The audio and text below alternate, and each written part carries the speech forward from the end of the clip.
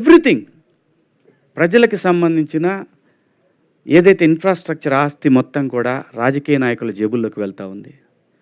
ప్రజల్లో ప్రశ్నించే తత్వం కోల్పోయింది. క్యాస్ట్ ఫీలింగ్స్, అవసరమైతే రాముడు దేవుడు, లేదంటే అల్లా, లేదంటే జీసస్, ఇలాంటి వాటికి రకరకాలుగా ప్రజల్ని రెచ్చగొట్టే ధోరణిలో తయారైన తర్వాత ఎంతకాలం పోరాడగలడండి ఒక మనిషి? వాడికి ఒక ఫ్యామిలీ ఉంటుంది. 10 సంవత్సరాల పాటు ప్రయత్నం చేశాను.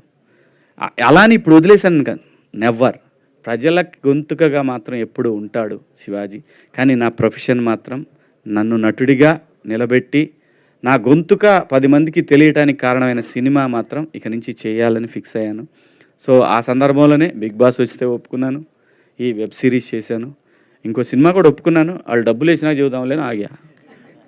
అంటే ఇప్పుడు పొలిటికల్ గా చూసుకుంటే పవన్ కళ్యాణ్ గారు కూడా బాగానే చేస్తున్నారు కదా, అలాంటి ఆయనకి ఇప్పుడు అంటే మీరు కూడా కలిసి అట్లా చేయొచ్చు కదా. ఇప్పుడు ఎందుకు ఒంటరి అవుతున్నారని అనుకుంటున్నారు? పొలిటికల్ క్వశ్చన్స్ వద్దు, ఇదే లాస్ట్ నేను చెప్తాను. నేను ఒకే ఆన్సర్లో అందరికీ చెప్తాను.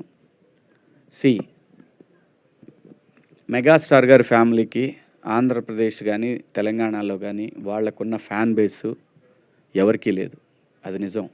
అసలు వాళ్ళకి సీఎం అవ్వాలంటే పెద్ద కష్టమైన పని కూడా కాదు. మళ్ళీ చెప్తున్నా, నేను ఏదైనా చెప్పాలనుకున్నది క్లియర్గా స్ట్రైట్ ఫార్వర్డ్గా చెప్తా. కొంతమందికి నచ్చవచ్చు, నచ్చకపోవచ్చు. ఎక్కడో లోపం జరుగుతుంది, అది సరిదిద్దుకుంటే ఇంకే ఇష్యూ లేదు. వాళ్ళ ఫ్యామిలీ నుంచి సీఎం అవటం పెద్ద కష్టమైన పని ఏం కాదు. పాలిటిక్స్ క్వశ్చన్స్ దయచేసి ఇక్కడ వద్దు. ఓన్లీ నేను సపరేట్గా పెడతా, అప్పుడు వేసుకోండి గట్టిగా. ఆదిత్య డైరెక్టర్